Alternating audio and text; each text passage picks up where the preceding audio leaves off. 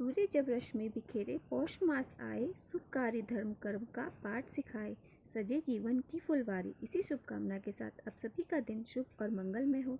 मैं नीलम आप सभी का आपके अपने चैनल भक्ति संगीत में हार्दिक स्वागत करती हूँ। तो आज पौष मास के शुक्ल पक्ष की अष्टमी तिथि है और आज दिन मंगलवार का है। मंगलवार का दिन हनुमान जी को समर्पित होता है। तो आइए आज हम सुनते हैं पौष मास का अगला महात्म्य। आगे के वृतांत में ब्रह्मा आदि देवता विष्णु के पास गए और अपने चतुर्थ रूप से रथरूढ़ होकर आकाश में स्थित भी रहे। भगवान सूर्य ने अपने योग बल से पृथक होकर उन्हें दर्शन दिया। दिव्य रथ पर आरूढ़ होकर सूर्य देव ने अपने अद्भुत योग बल से देखा कि चतुर्मुख ब्रह्मा जी कमल मुख व्योम की पूजा में अत्यंत श्रद्धा भक्ति से नतमस्तक है। यह देखकर ब्रह्मा जी भगवान सूर्य देव से कहने लगे, सूर्य श्रेष्ठ देखो, मैं वर देने के लिए उपस्थित हूँ। यह सुनकर श्री ब्रह्मा जी हर्ष से प्रफुल्लित हो गए और हाथ जोड़कर उनके कमल मुख को देखकर अति विनम्र भाव से प्रणाम करके प्रार्थना करने लगे, हे देवेश, आप प्रसन्न हैं तो मेरे ऊपर कृपा कीजिए। हे देव, आपके अतिरिक्त मेरे लिए अन्य कोई गति नहीं है। ब्रह्मा जी की बात सुनकर भगवान सूर्य बोले, जैसा आप कह रहे हैं उसमें विचार करने की कोई बात नहीं है। ब्रह्मा जी, आप कारण रूप से मेरे प्रथम पुत्र के रूप में उत्पन्न हुई है। अब आप वर मांगिए, मैं वर देने के लिए ही आया हूँ। ब्रह्मा जी कहने लगे, भगवान, यदि आप मेरे ऊपर प्रसन्न हैं तो मुझे उत्तम वर दीजिए जिससे मैं सृष्टि कर सकूं। भगवान आदित्य कहने लगे, हे जगतपते, चतुर्मुख ब्रह्मा, आपको मेरे प्रसाद से सिद्धि प्राप्त हो जाएगी और आप इस जगत के सृष्टिकर्ता होंगे। तब श्री ब्रह्मा जी कहने लगे, जगन्नाथ, मेरा निवास किस स्थान पर होगा? भगवान सूर्य कहने लगे, जिस स्थान पर मेरा महत व्यम पृष्ठ शंख से युक्त उत्तम रूप रहेगा वही कदम रूप में आगे नित्य स्थित रहेंगे। पूर्व दिशा में इंद्र, अग्नि कोण में सांडली सुत, अग्नि दक्षिण में यम, नरद कोण में नैऋति, पश्चिम में वरुण और वायव्य कोण में वायु तथा उत्तर दिशा में कुबेर का निवास रहेगा। ईशान कोण में शंकर और आपका तथा मध्य में विष्णु का निवास रहेगा।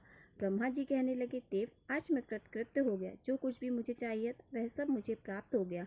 सुमंतु मुनि बोले, राजन, इस प्रकार भगवान आदित्य ब्रह्मा जी को वर देने के बाद में उनके साथ मादन पर्वत पर चले गए। वहां उन्होंने देखा भगवान भूत भावन शिव तीव्र तपस्या में संलग्न है, तो वे तीर से युक्त व्योम कर पूजन कर रहे हैं। इस प्रकार शिवजी द्वारा पूजन अर्चन को देखकर भगवान भास्कर प्रसन्न हो गए और को इस प्रकार तपस्या में लीन देखकर भगवान सूर्य भगवान कहने लगे, भीम, मैं तुमसे अति प्रसन्न हूँ। वत्स, वर्मा को मैं वर देने के लिए ही यहाँ उपस्थित हुआ हूँ। इस पर महादेव जी ने साष्टांग प्रणाम कर श्री सूर्य नारायण देव की स्तुति की और कहने लगे, हे देव, आप मुझ पर कृपा कीजिए। आप जगतपति हैं, संसार का उद्धार करने वाले हैं। मैं आपके अंश से आपके पुत्र के रूप में उत्पन्न हुआ हूँ।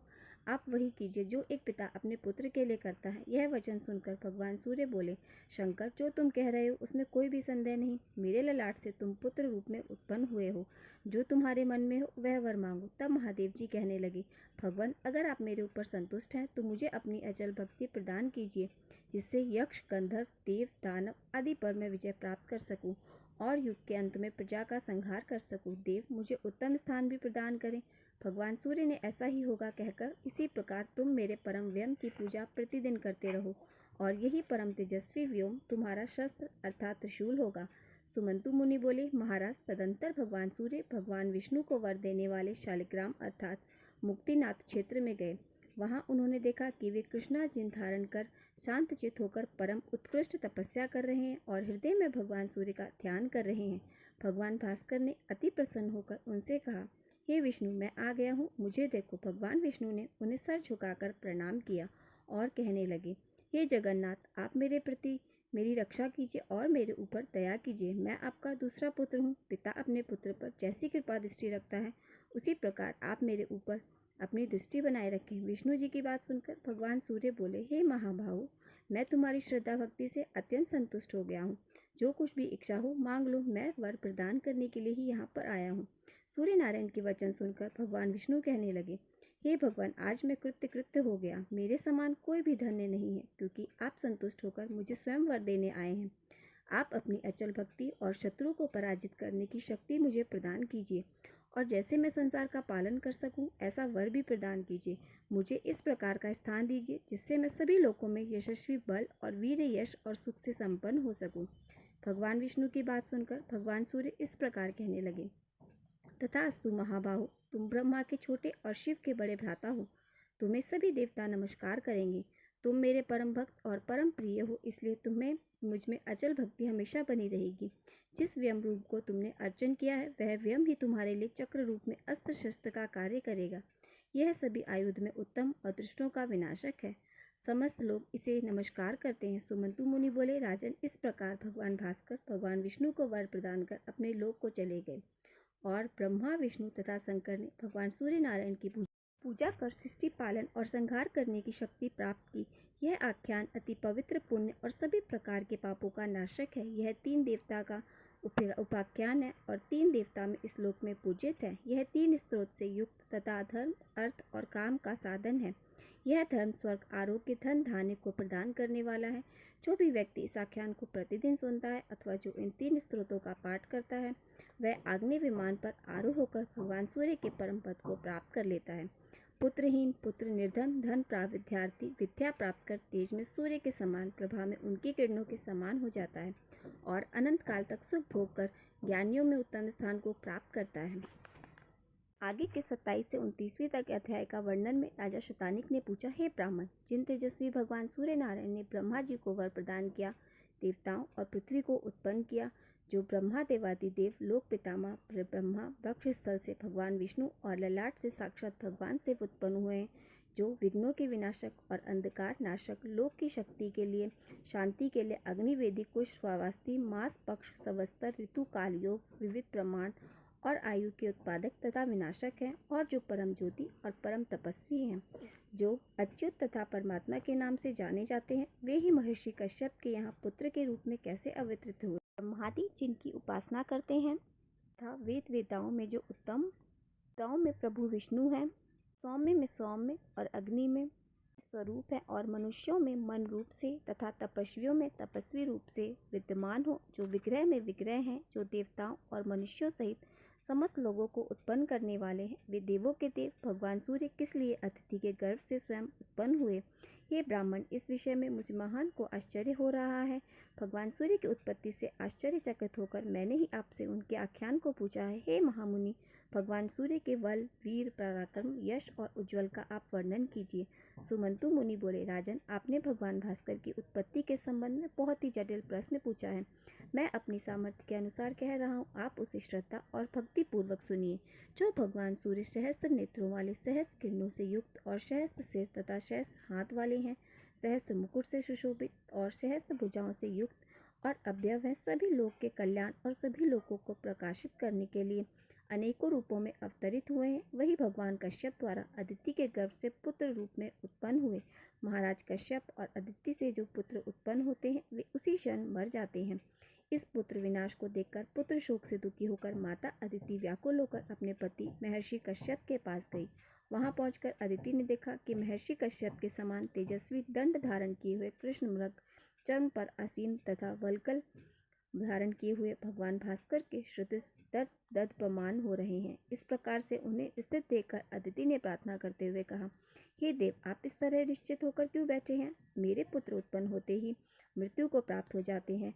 और अदिति के इस वचन को सुनकर ऋषियों में उत्तम कश्यप जी ब्रह्मा लोक गए और उन्होंने अदिति की बातों ने श्री ब्रह्मा जी को बतलाई। तब ब्रह्मा जी ने कहा, पुत्र, हमें भगवान भास्कर के परम दुर्लभ स्थान पर चलना चाहिए। ऐसा कहकर ब्रह्मा, कश्यप और अदिति के साथ विमान पर आरूढ़ होकर सूर्यदेव के भवन को चले गए।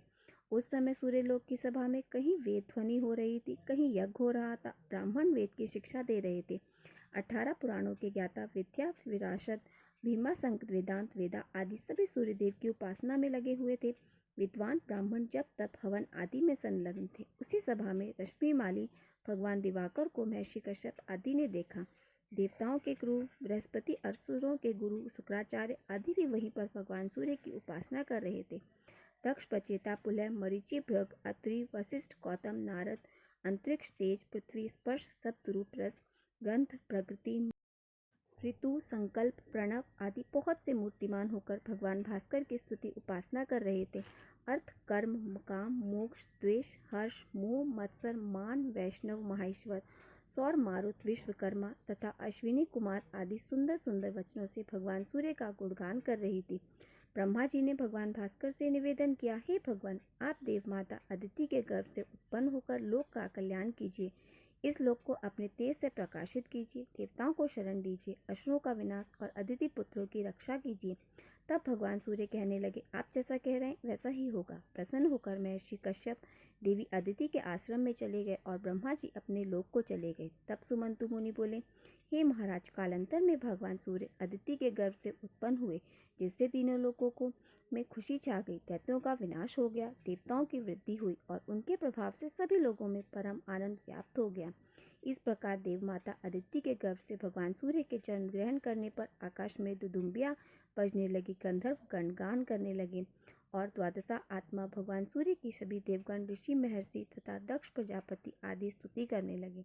उस समय एकादश रुद्र, अश्विनी कुमार, आठों वसु, महाबली, गरुण, विश्वदेव, साध्य, नागराज, वासुकी तथा अन्य बहुत से नाग और राक्षस भी हाथ जोड़े खड़े थे। पितामह ब्रह्मा भी स्वयं पृथ्वी पर आए और सभी देवता और ऋषि महर्षियों से बोले, देवर्षिगण जिस प्रकार बालक में उत्पन्न होकर यह सभी को देख रहे हैं, उसी प्रकार यह लोकेश्वर श्रीमान और विवस्वान रूप में विख्यात होंगे। देव, दानव, यक्ष, गंधर्व आदि ये जो कारण है वही आदिदेव भगवान सूर्य आदित्य हैं। इस प्रकार कहकर पितामह ब्रह्मा ने देवताओं और ऋषियों सहित उन्हें नमस्कार कर विधि पूर्वक उनकी अर्चना की और फिर वे अपने लोक को चले गए। वेदों द्वारा गे तथा इंद्रादि 12 नामों से युक्त भगवान सूर्य को पुत्र रूप में प्राप्त कर महर्षि कश्यप अदिति के साथ परम संतुष्ट हो गए और सारा विश्व हर्ष से व्याप्त हो गया और सभी राक्षस भयभीत हो गए। भगवान सूर्य बोले, महर्षि, आपके पुत्र नष्ट हो जाते हैं, इसलिए गर्भ की सिद्धि के लिए मैं आपके यहाँ पुत्र रूप में उत्पन्न हुआ हूँ। सुमंतु बोले, इस प्रकार भगवान भास्कर की आराधना करके ब्रह्मा जी ने सृष्टि करने का वर प्राप्त किया और कश्यप मुनि ने भी भगवान भास्कर को प्रणाम कर उन्हें प्रसन्न कर उन्हें पुत्र रूप में प्राप्त कर लिया। इसके बाद जो कुछ भी हुआ उसके आगे का वृत्तांत आप सभी अगले अध्याय में जरूर सुनिएगा।